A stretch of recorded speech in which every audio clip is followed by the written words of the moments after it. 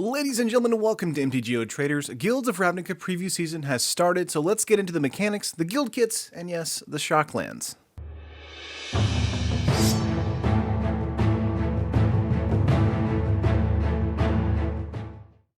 So, if you don't know, Guilds of Ravnica is a new set from Magic the Gathering, releasing on October 5th, and is the first set post-rotation, meaning Amonkhet, Hour Devastation, Kaladesh, and Aether Revolt are no longer standard legal.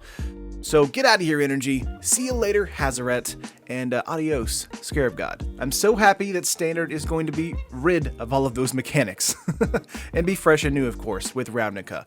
But of course, we're losing a bunch of dual lands and great cards like Glorybringer, and Bomat Courier, and Earthshaker Kinra. Basically all the good red stuff, that's what I'm trying to say. But coming into the new format is the new shocklands, or old shocklands rather, so that's good, right? Yes, the fantastic shocklands from the previous Ravnica sets are back and looking great. They're releasing 5 shocklands this set, and that means more shocklands to come in future Ravnica sets, and that's awesome. Shocklands, if you're not aware, are great cards to be used and good transition cards into older formats like Modern. Now these aren't fetch lands, but I doubt we'll ever have fetch lands in Standard again due to all the vitriol and anger from that. I mean, Tolarian even called for them to be banned in Modern if they couldn't be reprinted in supplemental products. Either way, shocklands alone will mean that Guilds of Ravnica will be a great set to invest in, even if the set is just subpar. They released this information via a PAX panel on Saturday and have yet to post full high-resolution art of them, which is strange. Folks, if you want to be a marketing person and build hype, don't take notes from Wizards of the Coast this weekend. We were literally getting this information from like photos from an iPhone on Twitter instead of actual release information and articles from Wizards of the Coast. By the way, you won't see an article today either, as today is Labor Day, and even though their articles are already written and scheduled, they're not going to post them at the beginning of the week, because of a holiday that almost none of their demographic celebrates, and if they did, they would have time to want to read articles from Wizards of the Coast. Sorry, the way they shared information this weekend just kind of made my blood boil. We're getting photos from smartphones like it's 2009 or something. Be more professional with the drip of information, please. But anyway, if you're wanting to play Guilds of Ravnica, Open House hits September 22nd, the pre-release is September 29th, and the set is live on the shelves the week after. So, shocklands are great, but let's talk mechanics. I'll put them on screen now and read them out, and give my take on each mechanic. First is a returning mechanic from the previous Ravnica sets, and that is Convoke. If you don't know, Convoke is a mechanic that lets you tap creatures to help pay for spells. You can tap a green creature to pay 1 green and a spell with Convoke. Convoke is an interesting mechanic and one that produces some cool cards from days gone. Chord of Calling being one of those cards, and I think we might see a reprint here in Guilds. Soak the Flames is another card that kind of sticks out to me as a good Convoke card, but I think they're trying to keep Convoke as a Selesnya-like mechanic this time, so no red cards for that. So we talked about Convoke. Here is a previewed card with Convoke from it, and it is showing in Guilds of Ravnica. This is Conclave Tribunal, a 3 and a white enchantment with Convoke that has entered the battlefield Oblivion Ring effect, which is nice. So if you're in a white weenie deck, this could potentially be a free Oblivion Ring, which is sweet. Will this see standard play in a go white deck? Absolutely. And will likely be the bar for like Convoke decks moving forward now. Moving on to the Boris mechanic is Mentor, an interesting Boris mechanic that makes weaker creatures stronger. When a creature with Mentor attacks, put a +1/+1 counter on an attacking creature with less power than that creature.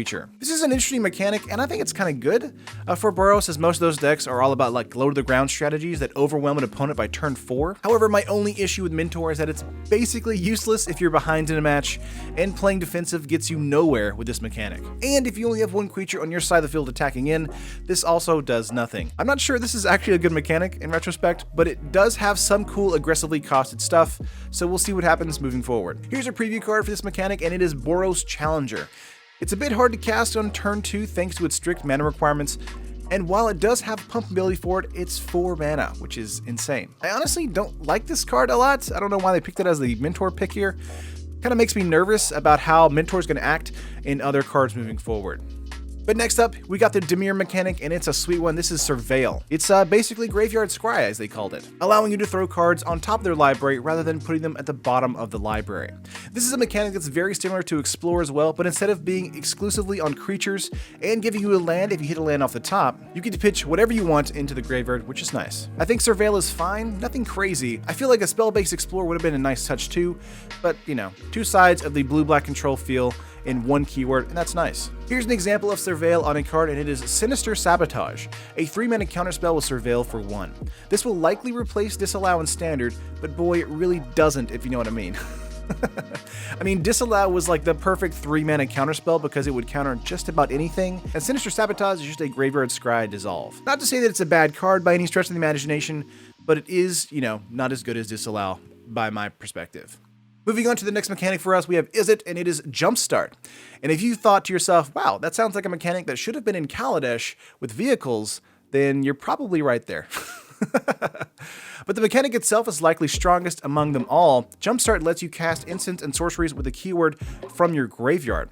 Just pitch a card from your hand into the graveyard, pay the spell's cost, and exile the card. It's that simple. It's basically flashback, but it can feed more flashback, which is interesting. The downside here is that the Jumpstart cost is the same as casting the card regularly, except you discard a card. So it's kind of hard to think about this being an upside unless you're just running nothing but graveyard matter stuff. So here's an example. Quasi Duplicate is a 3-mana sorcery that lets you create a token that's a copy of target creature you control.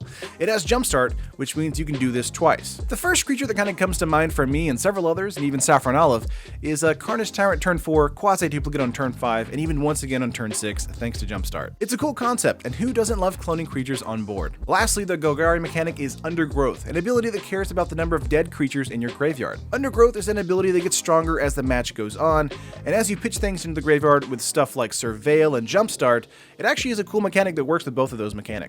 A lot of the mechanics in this set are graveyard focused, and that usually means the set's going to be pretty strong. However, we haven't seen that many cards just yet, so I'll hold my final judgment until later. So let's look at the example for Undergrowth, Necrotic Wound. It's a 1-mana instant with Undergrowth. Target creature gets -X until end of turn, where X is the number of creature cards in your graveyard. And if that creature would die this turn, exile it instead, and that is super good. This is the new Fatal Push for Standard right now.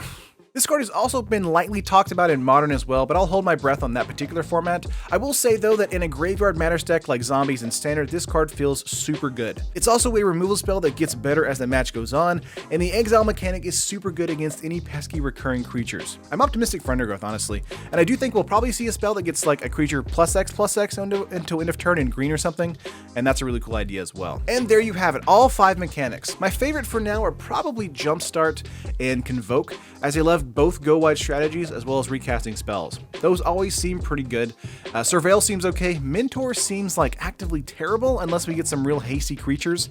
And Undergrowth might just be an underdog favorite depending on how many cards are implemented within it. Next up, let's talk about the Guild Kits. Guild Kits are a collection of cards from across every Ravnica set built into 5 different 60-card pre-constructed themed decks representing 5 different guilds. And of course, they are from Guilds of Ravnica: Selesnya, Boros, Golgari, Izzet, and Dimir. The cards I'm about to show were debuted during the weekly MTG stream on Magic's Twitch channel, and the cards included in these collections have not been completely shown, but we do have a handful to show today. For Golgari, we have the awesome Deathrite Shaman, a card that's banned in literally everything but Vintage and Commander, which is sad. Lotlith Troll, an interesting card in Standard, but terrible sort of in anywhere else. However, a great card for Golgari. And then next up is Savra, Queen of Golgari, a commander-friendly card. She's also getting the new Dominaria border treatment, which is really nice as well. And then also showed Abrupt Decay, which is awesome, and a Cypher Sore Eyes too, but it does show us that this card might not be in the Standard set now because of it being printed in the Guild Kit. For Izzet, we get Char, which is kind of amazing, a card from the original Ravnica set, a super powerful burn spell, and then next we get Electrolyze, a decent uncommon card that pings down mana tappers and draws you a card as well. So 3 mana, that's pretty good as well. Very nice to play too. And lastly for Izzet, we get Niv Mizzet, the Firemind.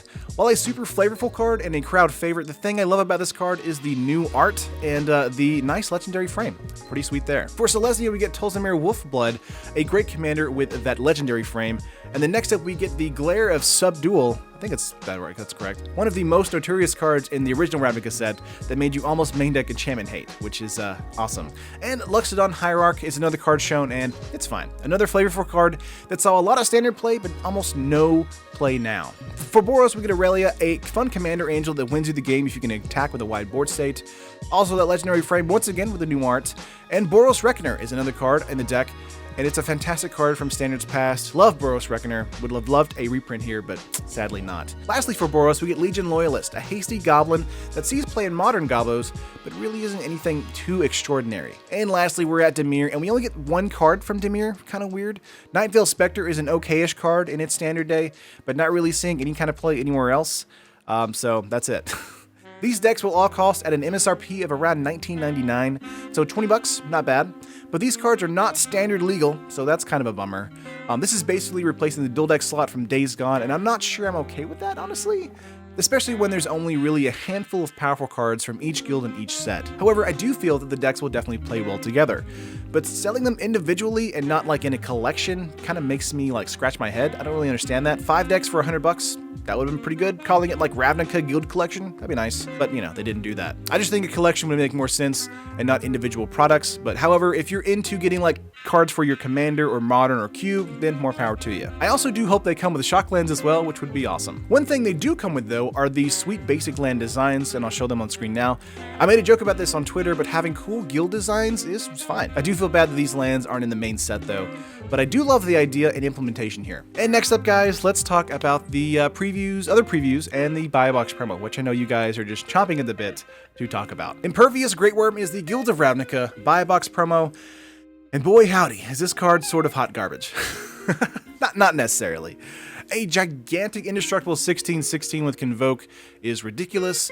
This is a card that fits well right beside Firesong and Sunspeaker in the buy box card slot that might see light play, but likely will be played exclusively in Commander. However, this is a big dude, and Convoke makes this card way better. And if Selesnya is big on tokens as they normally are, then a turn 4 Great Worm might actually be a thing.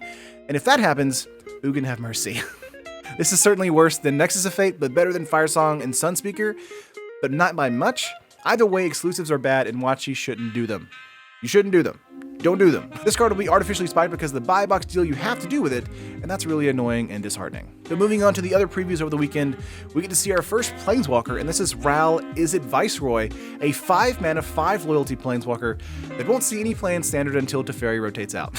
All jokes aside, but look at the +1s here. Card advantage, -3, removal, -8, Chandra, win the game. I appreciate that this is an Izzet Planeswalker, but this is just Teferi mixed with Chandra, and I'm not sure how I feel about how lazy that is. However, the art is nice though, and you know, it's pretty cool. I do think that Ral is good. I just think that Teferi right now is better. So if you're building Izzet control or Grixis control, this is your guy. If you're building Esper control or blue-white control, Teferi's your guy. They basically do the same thing for both decks, except Teferi's a bit better because of the untapped land kind of aspect there. But moving on to other cards. Next up, we've got Thought Erasure, a Dimir spell that lets you Thoughtseize and Surveill for 1. And I think this card is actually pretty good and we'll see play in blue-black control. Just a ton of great sideboard stuff so far in Guild of Ravnica. Also has the added advantage of feeding Grixis control with Jumpstart, so that's nice too. Amara Soul of the Accord is a 2-mana 2/2 legendary creature elf with whenever it's tapped, create a 1/1 white soldier creature token with lifelink. Lifelink? Wow. Soldiers gaining life? Very strange. It's also not creating elves, so like no elf tribal. This card design process is really strange to me. Lifelink is a white thing, sure, but usually combined with black, like vampires. And soldiers are white, sure, but this is a legendary elf, and you'd think it would create elves instead, but I guess not. I do think the card's fine though for Convoke in a Selesnya deck, but the weird design choices surrounding this card makes me like it a lot less. Just not as good as a tribal card, but might see some good play in a Convoke deck. Next up, here's a reprint for you. We've got Necromoeba, a 2-mana 1/1 illusion with flying that says whenever it's put into your graveyard from your library, put it onto the battlefield. This is a great Surveill card for us as far as like a mechanic there. I really enjoy it. However, I highly doubt this will be like a really big standard playable card, but we'll see. It's also a good anti-mill card though for you too, as it gains you a flyer as you're milled. Next up is Underrealm Lich, a 5-mana 4/3 zombie elf shaman, all the name titles. If you would draw a card, instead look at the top 3 cards of your library, then put one of them into your hand and the rest into your graveyard. You can pay 4 life and it gains indestructible into end of turn and it taps it. Wow. A bunch of stuff this card does. Holy crap. I enjoy this card a ton, and getting to 5 mana with a creature that can defend itself is actually not bad at all. Love this. It's also a zombie too, which is great, and an elf. It's so many things, so many things. It helps the zombie deck in feeding the graveyard and helps the elf deck in helping to get creatures instead of lands. It's good card advantage. It's very dangerous. I like it. The only thing I kind of dislike about it is that the 3 toughness is there. A lightning strike can definitely ruin your day, but the indestructible activation is what makes this card so good. Great card all around. I love it. And the last card for the previous today is Legion Warboss, a 3-mana 2/2 goblin with Mentor. And at the beginning of combat on your turn, create a 1/1 red goblin creature token. It gains haste until end of turn and attacks if able. Okay, this is not a bad Mentor card. We talked about how Mentor might not be good, but this one is good. My only dislike, of course, is that the card doesn't have haste itself, but it's basically a Goblin Rabblemaster that can make your board state super wide and more powerful every turn, making 2/2s forever. Will mono red goblins take over the format thanks to little dudes like this? We might actually see that happen. For now though, that's all the cards I got for you. I hope you like this long video updating you on all things Guilds of Ravnica so far. I can't wait for more cards to come out, and I hope you like and subscribe to the channel to know when new Ravnica stuff drops. Let me know what your favorite pieces of news are today in the comments down below, and I'll be sure to keep the conversation going. Also, if you want to be a part of our Discord, the link is in the comments pinned as well. Peace out folks, see you tomorrow for more Guilds of Ravnica previews. Thank you for watching the video. If you enjoyed the video, make sure to smash that like button. Subscribe to the channel for more awesome MTG content just like this, and make sure to tap the bell icon to be notified whenever a video is made live. If you want to keep watching content, here are 2 more videos for you. This video and many others are sponsored by MTGO Traders and Cape Fear Games. Buy and sell digital singles to build your online collection today with MTGO Traders, and get your paper singles, accessories, and much more from Cape Fear Games. Whatever your Magic needs, both places have you covered.